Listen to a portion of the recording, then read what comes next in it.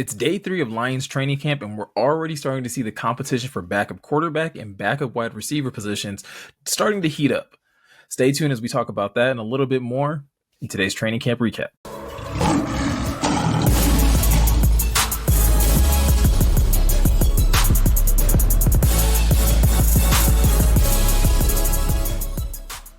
What's going on, Lions fans? Welcome to the Pride of Detroit YouTube channel. I'm Miko, one of the lead content creators for the POD channel.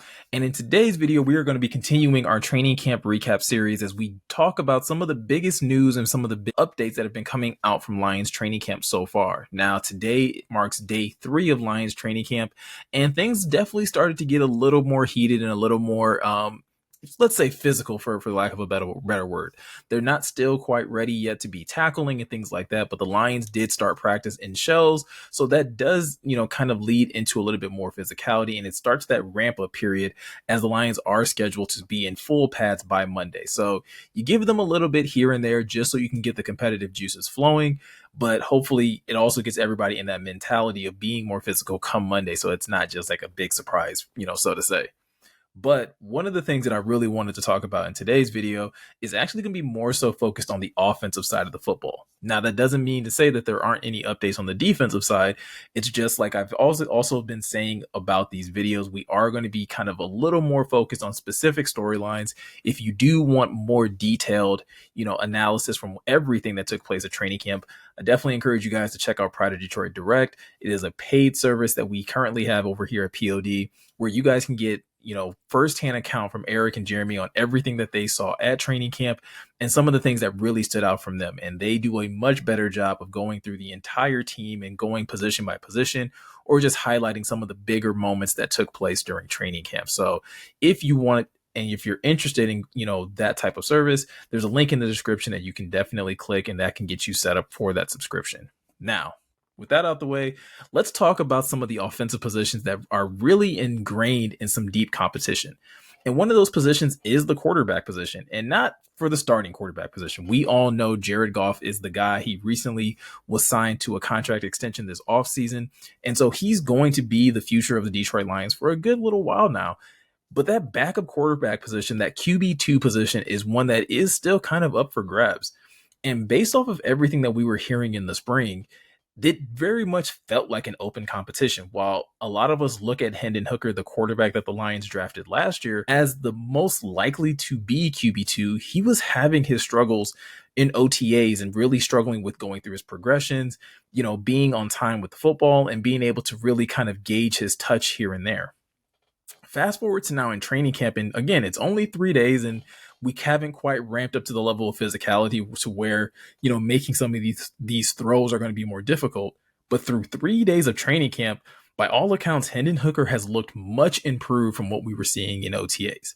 And this is a great sign for both Hendon Hooker as well as the team, because your young quarterback that is already a little bit older than most, year 2 quarterbacks seems to be able to adapt and adjust quickly. But at the same time, Dan Campbell has not shied away from the fact that, this job isn't going to just be given to Hendon Hooker. In fact, that he is still going to have to battle it out with Nate Sudfeld, and that is something that we're seeing even play out in training camp, that, both of these guys are getting their opportunities with the second and third team. So it's not just like one guy's getting all, the second team reps and one guy's getting all the third team reps. They are actually flip-flopping on different days. So far, Hendon Hooker has had 2 days with the 2s and only 1 day with the 3s, while, the opposite is true for Nate Sudfeld. And it's something that I think a lot of us may dismiss and just, be, kind of reserved to the fact like, oh, this is going to be Hendon's job. And that could very well be the case. Hendon Hooker, for my money, is probably the more talented quarterback when looking at Nate Sudfeld. He probably has the stronger arm. He has the more athletic profile and things of that nature. But Nate Sudfeld has the experience. He's been in the NFL longer. He understands the NFL game a little bit better. And sometimes that could be the thing that tips things into his favor. And so this is where Hendon is going to be pressured, and this is where he's going to be pushed. So much like we talked about in a little bit yesterday and in another video about, Jake Bates needing to be a more consistent kicker, to beat Michael Badgley, which, based on the news that came out today, that is no longer the case. But we were essentially saying like, hey, if Jake Bates wants to beat out Michael Badgley, he had to be the more consistent kicker. I think the same thing is true for Hendon Hooker, is that if Hendon Hooker wants to be the backup quarterback for the Detroit Lions, he's going to have to show a level of consistency. I think the Lions are very comfortable and believe that he can probably make the big plays, that he can, throw the deep bomb and things of that nature. But can you make the smart checkdowns? Can you go through your progressions in a timely manner? And that's something so far through 3 days of training camp, it's been better than it was in the spring, but it's also still something that he is working on. There are still plays where, it takes him a little bit of some time to get to that second read, or he's so locked in on his first read. And part of that is kind of the byproduct of what he got to experience at Tennessee. Not to, talk bad about Tennessee, because again, one of the reasons Hendon Hooker was able to excel in college was because of that system. But it also did kind of hamstring him a bit, because now he's getting to the NFL game where you can't always rely on your number one read to be the perfect read. You really do have to go to your second, your third, find a check down and things of that nature. So far through 3 days, it's been much better, which is a great sign, but still a work in progress. And I think as we go through the rest of camp, once we get into the preseason games, it's going to be really exciting for fans to see exactly how Hendon Hooker, handles those live snaps and handles those live in-game moments, and see if he is able to advance his game and really apply everything he's been learning, or if he's just going to resort back to what is most familiar to him. Now, another position that we actually talked about, Morgan and I, in a separate video, as far as a position that we were going to be watching, is that backup wide receiver spot. Now, the first two and probably even first three wide receiver spots are pretty much locked down, in my opinion. You have Amon-Ra St. Brown, you have Jamison Williams, and you have Khalif Raymond. Those three guys are going to get a healthy amount of snaps. But then you still have the question about, okay, well, wide receiver 4, wide receiver 5, and potentially even a wide receiver 6 if the Lions decide to carry that many. Well, the Lions are actually having a good, very good level of competition at that spot with the likes of Antoine Green, Daurice Fountain, and actually today, Kaden Davis, who actually jumped from the third team all the way up to the first team, getting a couple snaps with Jared Goff. And if you guys have paid attention at all, under this regime, the Lions definitely put a lot of emphasis on which pass catchers get to work with Jared Goff. They definitely tried to rotate everybody and try to get a certain amount of work in, but at the same time, they want Jared Goff working with the main guys he's going to be throwing to. And the fact that so far through 3 days, it's been a lot of Antoine Green and it's been a lot of Daurice Fountain. And with Jamison Williams missing practice today, for something that hasn't quite been confirmed, but most people have kind of guessed correctly as to why he wasn't at practice today. It was an excused absence. But with him not being in the lineup, it once again opened up an opportunity for the likes of Antoine Green and Daurice Fountain and the likes of Kaden Davis to get in there and get some additional work in with Jared Goff. And if I had to pick one of these three, Daurice Fountain would be the guy that's at least been making the biggest amount of plays. That's not to say that he's the front runner for any of these wide receiver positions, but at least he's the guy that's making plays and consistently catching the eye of the media so far through 3 days. I think the fact that the Lions have been throwing Antoine Green in there at least shows that they haven't lost faith in him and that he is at least still continue to make those progressions. And I think all three of these guys, again, they're slightly bigger bodies, at least over 6'1". Daurice Fountain is about 6'2". I think Kaden Davis is a little bit bigger than that. That is something that the Lions definitely need now that Josh Reynolds is no longer on the roster. So one of these wide receivers being able to make those big plays, being able to be a threat in the red zone, as well as on some of these deep routes, is something that they're really going to be looking for. It's also worth mentioning that Donovan Peoples-Jones did clear his conditioning test a couple days ago, so he's also been in the mix.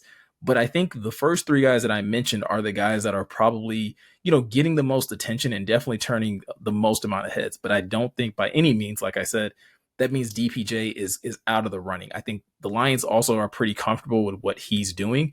He just probably hasn't made the most amount of plays to this point in training camp. Now, I also mentioned this a little while ago, but I also wanted to take out some time to once again talk about special teams. Now, yesterday we did give that update about just Jake Bates and about how he went 6 for 6 on the day. And it was a little odd that we hadn't seen Michael Badgley, getting any of those snaps. Well, today it was pretty much announced that Michael Badgley would be out for the entire season after suffering what is being reported as a torn hamstring.